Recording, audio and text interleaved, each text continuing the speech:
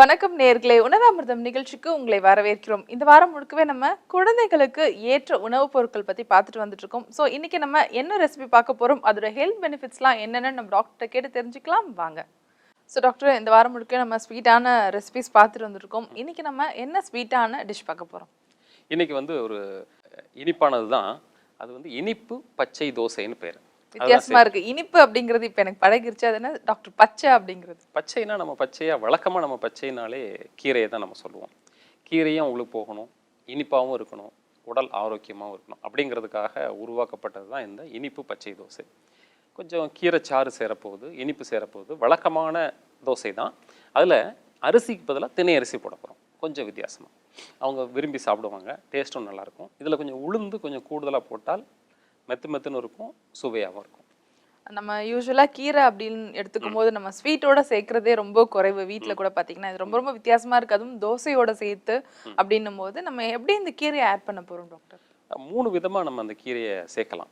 ஒன்று நிழல்ல காய வச்சு பொடியாக்கி கீரையை அதை அந்த தோசை மாவில் கலக்கலாம். ஒன்று. ரெண்டாவது, அப்படியே பச்சையாக அரைச்சி சாறு பண்ணி அதில் கொஞ்சம் அந்த அரைச்ச மாவில் கலந்து வச்சிட்டோம்னு வச்சுங்களேன், ஒரு 10 நிமிஷம் கழித்து வெல்லத்தை போட்டு நல்லா கலந்து சுடலாம். ரெண்டாவது.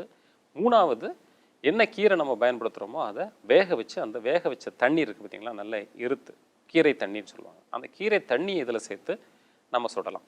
அப்படிங்கும்போது இந்த 3 விதத்தில் எது அவங்களுக்கு வசதியோ பண்ணலாம். நீங்களும் அதே மாதிரி எதிலாவது ஒன்று செஞ்சிட்டிங்கன்னா அது சரியாக இருக்கும். நிச்சயமா டாக்டர். என்ன மாதிரியான கீரை வகைகள்லாம் சேர்க்கலாம்? ஏன்னா நீங்கள் பொடின்னு சொல்லும்போது நம்ம கருவேப்பிலை பொடி அரைச்சி வச்சிருப்போம். அந்த மாதிரி நிறைய பொடிங்க வீட்டில் இருக்கும். அப்படின்னும் போது நம்ம என்ன மாதிரியான கீரைலாம் ஆட் பண்ணலாம்? ரொம்ப குழந்தைகளுடைய மூளை வளர்ச்சிக்காக தான் அந்த கீரையை நம்ம சேர்க்குறோம். அதனால் கரிசலாங்கண்ணி கீரை, பொன்னாங்கண்ணி கீரை, முருங்கை இலை, கருவேப்பிலை, இது மாதிரியான கீரைகள் எல்லாம் அதில் நம்ம சேர்க்கலாம்.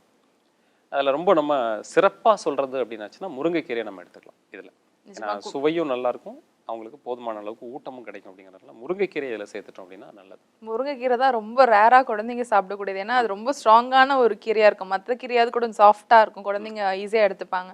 முருங்கைக்கீரை ரொம்ப அந்த ஹார்டாக ரஃப்பாக இருக்கிறதுனால அந்தளவுக்கு சாப்பிடவே மாட்டாங்க. இந்த மாதிரி முருங்கைக்கீரை இதெல்லாம் இந்த மாதிரியா ட்ரை பண்ணும்போது நிச்சயமாக அதோட பெனிஃபிட்ஸ்லாம் போய் சேரும். ஸோ என்ன மாதிரியான பெனிஃபிட்ஸ்லாம் நன்மைகள்லாம் இருக்கு? நீங்கள் ஏற்கனவே சொல்லியிருக்கேன், இந்த வாரம் முழுக்கவே குழந்தைங்களுக்கு, அதுவும் ஸ்கூல் குழந்தைங்களுக்கு ஞாபக சக்தி கூட்டுறதுக்கு, அறிவாற்றலை கூட்டுறதுக்குலாம் சொல்லியிருக்கீங்க.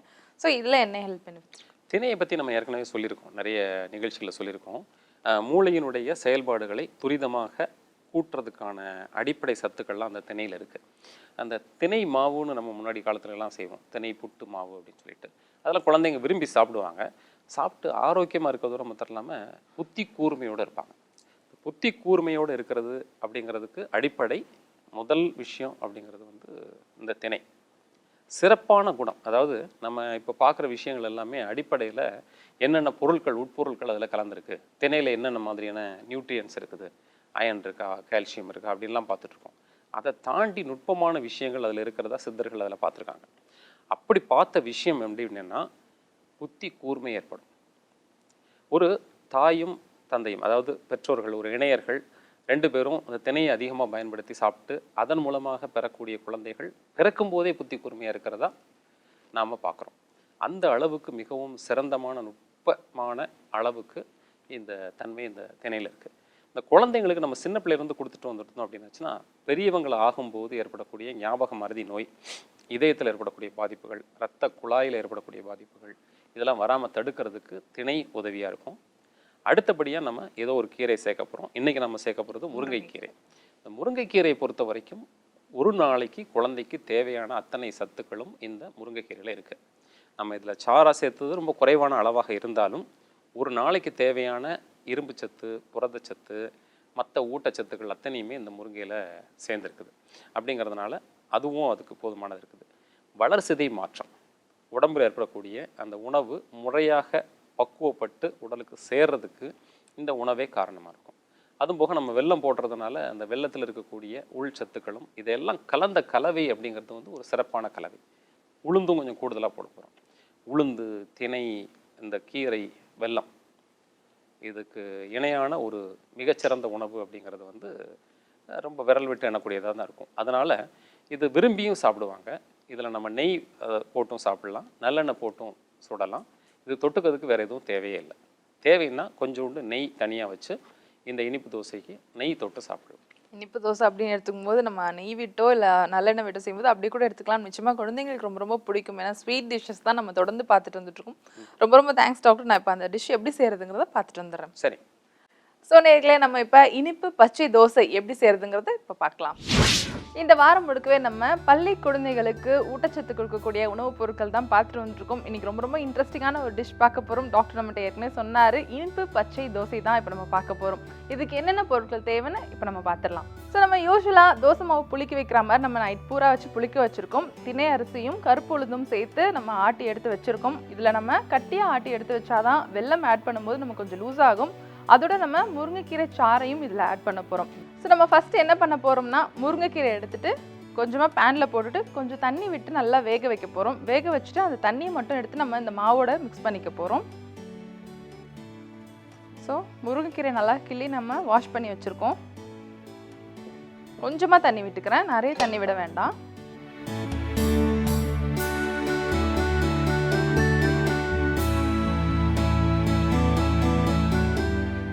ஏற்கனவே நம்மக்கிட்ட டாக்டர் சொன்ன மாதிரி நீங்கள் கீரையை அரைச்சி சாராவும் ஆட் பண்ணிக்கலாம். ஆனால் நம்ம அப்படி ஆட் பண்ணோம்னா குழந்தைங்க சாப்பிட்றதுக்கு கஷ்டப்படுவாங்க. ஸோ எப்படினாலும் நமக்கு அந்த கீரை ஸ்மெல்லாக வரும். நான் அதனால இப்போ வேக வச்சு நான் ஸ்ட்ரெயின் பண்ணிக்க போகிறேன். நான் இன்றைக்கி முருங்கைக்கீரையை இப்படி வேக வச்சு அந்த தண்ணியை எடுத்துக்க போகிறேன். ஆனால் நீங்கள் அரைக்கிறதுனாலும் அரைச்சி அந்த ஜூஸை ஆட் பண்ணுறதுனாலும் ஆட் பண்ணிக்கலாம். பாயில் ஆக ஆரம்பிச்சிருச்சு. முருங்கைக்கீரை குக் ஆகிற ஸ்மெல் வருது. நமக்கு தண்ணி கொஞ்சமாக கலர் மாற ஆரம்பிக்கும் போது நம்ம ஸ்டவ் ஆஃப் பண்ணிக்கலாம். எப்பவுமே கீரை வந்து டார்க் கலர் மாறக்கூடாது. ஸோ பார்த்தீங்கன்னா தண்ணி நல்லா க்ரீன் கலர் வர ஆரம்பிச்சிச்சு. நான் இப்போ ஸ்டவ் ஆஃப் பண்ணிவிட்டு ஸ்ட்ரெயின் பண்ணிக்கிறேன் தண்ணியை. நான் வடிகட்டல, அப்படியே ஸ்ட்ரெயின் பண்ணிக்கிறேன். 1-2 கீரை இருந்தாலும் தப்பில்லை.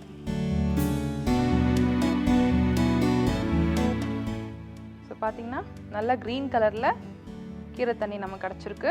நான் இப்போ இந்த மாவோட மிக்ஸ் பண்ணிக்கிறேன். தோசை விடுற பதத்துக்கு நமக்கு தேவையான அளவுக்கு விட்டுக்கலாம். ரொம்ப தண்ணி விட்டுட்டோன்னா தோசை வராது. ஸோ அடுத்ததான் இனிப்புக்கு பனை வெல்லம். குழந்தைங்க ஸ்வீட் அதிகமாக தான் சாப்பிடுவாங்க, அதுக்கேற்ற மாதிரி போட்டுக்கலாம். ஸோ இது கரெக்டான பதத்தில் இருக்குது. ரொம்ப தண்ணியாகவும் இல்லை, ரொம்ப திக்காகவும் இல்லை. பனை வெல்லம் நல்லா கரைஞ்சதுமே நம்ம யூஸ்வலாக தோசை வாக்குற மாதிரி வார்த்தெடுத்துடலாம். ஸோ மாவில் அந்த கீரை சாறும் பனை வெல்லமும் நல்லா மிக்ஸ் ஆகிடுச்சு. தோசைக்கல் வச்சாச்சு, ஹீட் ஆகிடுச்சு. இப்போ தோசை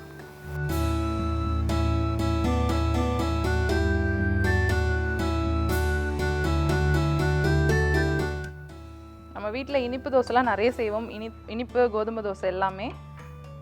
கொஞ்சமாக நல்லெண்ணெய் விட்டுக்கிறேன். தோசை மாவு நல்லா புளிச்சிருக்கு. நமக்கு அந்த போர்ஸ்லாம் நல்லா வந்திருக்கு தோசையில். பார்க்கும்போதே ரொம்ப நல்லா இருக்குது. ஸ்மெல்லும் நமக்கு பனை வெல்லத்தோட ஸ்மெல் நல்லா வருது. நான் அப்படியே மடித்து எடுத்துக்கிறேன். ஸோ இனிப்பு பச்சை தோசை ரெடி. இனிப்பு பச்சை தோசை சூப்பராக ரெடி ஆகிடுச்சு. பார்த்தீங்கன்னா எவ்வளோ கிறிஸ்பியாக வந்திருக்குன்னு பாருங்கள். அடை பதத்தில் இருக்குது எனக்கு திக்னஸ்லாம். நான் அதை டேஸ்ட் பண்ணி பார்க்க போகிறேன்.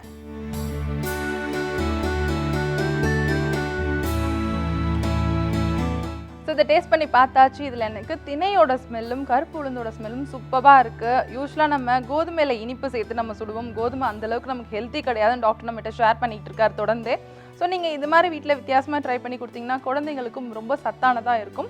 நிச்சயமாக வீட்டில் நீங்கள் ட்ரை பண்ணி பாருங்கள். இப்போ நம்ம சத்யா வழங்கும் பரிசு பகுதிக்கு போகலாம். ஸோ இனிப்பு பச்சை தோசை செஞ்சு பார்த்தாச்சு. இப்போ சத்யா வழங்கும் பரிசு பகுதிக்கு நம்ம வந்துட்டோம். 2 இன்ட்ரெஸ்டிங்கான கொஷின்ஸ் நாங்கள் எடுத்து வச்சுருக்கோம். அதுக்கான பதிலை டாக்டர்கிட்ட கேட்டு தெரிஞ்சுக்கலாம். ஸோ டாக்டர், முதலாவதாக பார்த்தீங்கன்னா பாஷா அருப்பாக்கம்லேருந்து எழுதியிருக்காங்க. கோடை காலத்தில் மூத்த குடிமக்கள் அனைவருக்கும் ஏற்ற உணவு முறைகள் என்னென்னு ஒரு கேள்வியும், இன்னொரு கேள்வி பார்த்தீங்கன்னா ஒவ்வொரு வேளையும் எந்த நேரத்தில் சாப்பிட்டால் ஆரோக்கியமான உடல் நலம் பேண முடியும் அப்படின்னு கேட்டிருக்காங்க. சரி, இந்த கோடை காலத்தில் உள்ள உணவுகள்னு சொல்லிட்டு தனியாக நம்ம ஒரு 5 உணவு முறைகள் நம்ம சொல்லியிருக்கோம். அதை அவங்க தெரிஞ்சுப்பாங்க. இருந்தாலும் நாம் சொல்ல வேண்டிய விஷயம் அப்படின்னாச்சுன்னா, கோடை காலத்தில் பெரியவங்க வந்து அதிகமான நீர் கலந்த மோர் நிறைய பயன்படுத்திக்கணும். அதே மாதிரி எலுமிச்சை சாறு, இந்த மாதிரி பழங்கள் அதிகமாக அவங்க எடுத்துக்கணும். அதுபோக வெளியில் போகிறதுக்கு முன்னாடியும் வெளியில் போயிட்டு வந்த பின்னாடியும் மோர், நெல்லிக்காய் அல்லது மோர், எலுமிச்சை சாறு இது மாதிரி கலந்த உணவுகளை, கலந்த பானங்களை அதிகமாக பருகிறதன் மூலமாக இந்த கோடை காலத்தில் அந்த கோடையை தாங்கக்கூடிய சக்தியை முதியோர்களுக்கு கொடுக்கும். போதுமான ஊட்டமும் நீர்த்துவமும் இருக்கக்கூடிய மாதிரி நீர்த்துவமான காய்கறிகள், வெள்ளை பூசணி, வெள்ளரி பிஞ்சு, முள்ளங்கி, வாழைத்தண்டு இது மாதிரியான உணவுகளை அதிகமாக அவங்க எடுத்துறது மூலமாக உடம்பை பாதுகாத்துக்க முடியும். இன்னொரு கேள்வி, அவங்க வந்து எந்தெந்த காலத்தில் சிறப்பாக சாப்பிடணும், சாப்பிட்டா உடல் ஆரோக்கியத்தை பாதுகாத்துக்க முடியும் அப்படின்னு கேட்குறாங்க. எல்லாருக்குமே, வயோதிகர்களுக்கு மாத்திரம் இல்லாமல் இளைஞர்களுக்கும் அதிகமான அளவுக்கு உடலுக்கு வலு கொடுக்கக்கூடிய நேரம் அப்படிங்கிறது சித்தர்களால் வரையறுக்கப்பட்டிருக்கு. அதை தான் நம்ம சொல்ல போகிறோம். காலை உணவு அப்படிங்கிறது 6:30 மணிலிருந்து 7:30 மணிக்குள்ள காலை உணவை எடுத்துக்கிறது தான் மிகச்சிறந்தது. மதிய உணவு அப்படிங்கிறத பொறுத்த வரைக்கும் மதிய உணவில் ஊட்டமான உணவு நம்ம எடுத்துக்கணும். அதனால பொதுவாக என்ன கருத்து சொல்கிறாங்க அப்படின்னாச்சுன்னா, சூரிய உதயத்திலிருந்து 7 மணி நேரம் வரைக்கும் மிகச்சிறந்த அளவுக்கு நம்ம செரிமானம் நல்லாயிருக்கும். அதனால் காலையில் சூரிய உதயத்திலிருந்து 7 மணி நேரம் அப்படிங்கும்போது 6 மணிக்கு சூரியன் உதிக்குது அப்படின்னாச்சுன்னா 1 மணிக்கு உள்ளாக மதிய உணவு கட்டாயமாக எடுத்துக்கணும். இரவு வேளை உணவு அப்படிங்கிறது தேவை அப்படின்னாச்சுன்னா பல உணவுகளாக அவங்க அமைச்சுக்கணும், அல்லது கஞ்சியை அமைச்சுக்கணும். அதுவும் 7 மணிக்குலேருந்து 7:30 மணிக்கு உள்ளாக, 7:30 மணிக்கு தாண்டி சாப்பிடக்கூடாது. இந்த வேளைகளில் சாப்பிட்டாங்கன்னா அவங்களுடைய ஆரோக்கியம் நீண்ட நாள் பாதுகாக்கப்படும். அடுத்த கேள்வி டாக்டர் என்னன்னு பார்த்தீங்கன்னா, நித்யலட்சுமி தினசரி வெந்நீரில் எலுமிச்சை சாறு கலந்து பருகுவது ஆரோக்கியமானதான்னு கேட்டிருக்காங்க. பொதுவாக எலுமிச்சை சாறு அப்படிங்கிறது ரொம்ப நல்லது தான். வெந்நீரில் சில விதமான நோய் நிலைகளில் எலுமிச்சை சாறை வெந்நீரில் கலந்து குடிக்கலாம். அதாவது வயிற்றில் ஒரு காற்று தங்கி இருக்குது, அல்லது வயிற்றில் ஈரல் தன்மையை நம்ம பலப்படுத்தணும் அப்படிங்கிற நேரத்தில் நம்ம வெந்நீரில் எலுமிச்சை சாறு கலந்துக்கலாம். பொதுவாக எலுமிச்சை சாறை குளிர்ந்த நீரில், அதாவது சுத்தமான தண்ணீரில் கலந்து வெல்லமோ அல்லது உப்போ சேர்ந்து கலந்து பருகுனாச்சுன்னா அவங்களுக்கு மிகச்சிறந்த நன்மை கிடைக்கும். இந்த எலுமிச்சை சாறினுடைய நன்மைகளை கூட்டுறதுக்காக நம்ம என்ன பண்ணணும் அப்படின்னாச்சுன்னா, ஏலக்காயை அதில் சேர்த்துக்கலாம். அப்படி இல்லைன்னா கொஞ்சம் சுக்கு பொடி அதில் சேர்த்துக்கலாம். சுக்கு பொடியும் எலுமிச்சை சாறு, தண்ணீர் இந்த 3 கலந்த கலவை முழுமையான ஒரு ஊட்டம் கொடுக்கக்கூடியதாக இருக்கும். எலுமிச்சை சாறு அப்படிங்கிறத பொறுத்த வரைக்கும் உடலுக்கு தேவையான முக்கியமான ஊட்டச்சத்துக்கள்லாம் அதில் அடங்கியிருக்கிறதுனால சித்தர்கள் அதை வந்து ஒரு காயக்கல்பமாக சொல்கிறாங்க. காயகல்பமாக சொல்கிறது அப்படிங்கிறது வந்து உச்சியிலிருந்து, மூளையிலிருந்து, இதயத்திலிருந்து எல்லா பகுதிக்கும் ஊட்டம் அளிக்கக்கூடிய உயிர் சத்துக்கள் நிறைந்த ஒரு கனியாக தான் நம்ம பார்க்குறோம். அது ஒரு தெய்வீக கனி. அதான் தாராளமாக சாப்பிடலாம், தினமுமே எடுத்துக்கலாம். தினமுமே எடுத்துக்கலாம். இன்னைக்கு 2 கொஸ்டினுக்கான பதில் அழகாக சொன்னீங்க டாக்டர். அது மட்டும் இல்லாமல் இனிப்பு பச்சை தோசை பற்றி சொன்னீங்க. ரொம்ப இன்ட்ரெஸ்டிங்கான டிஷ்ஷாக இருந்தது. ரொம்ப ரொம்ப தேங்க்ஸ் டாக்டர். நன்றி. 2 இன்ட்ரெஸ்டிங்கான கொஸ்டினுக்கான பதிலை கேட்டு தெரிஞ்சுக்கிட்டோம் இன்னைக்கு நம்ம. அது மட்டும் இல்லாமல் இனிப்பு பச்சை தோசையும் இன்னைக்கு செஞ்சு பார்த்தோம். இந்த மாதிரி இன்ட்ரெஸ்டிங்கான இன்னொரு டிஷ்ஷோட நாளை நாங்கள் உங்களை சந்திக்கிறோம்.